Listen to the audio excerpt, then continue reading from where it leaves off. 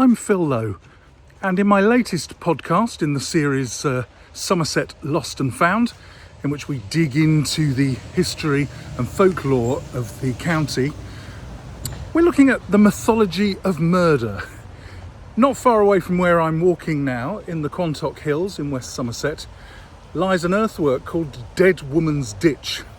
It is a ditch, it's actually very long, and the story is that it's called Dead Woman's Ditch because of a murder that took place there about 250 years ago. What a shame then that that's actually not true, because first of all it was already called Dead Woman's Ditch before the murder ever happened, and secondly the murder didn't actually happen there. So we're taking a slightly different take on folklore this time round and thinking about what we now call fake news, which was actually alive and well 250 years ago.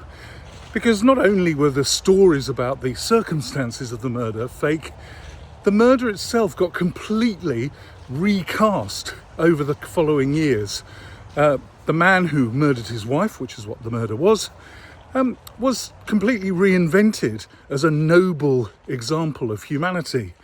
And his wife, the victim, was recast as a pathetic woman who actually, from the clues, may have had learning disabilities.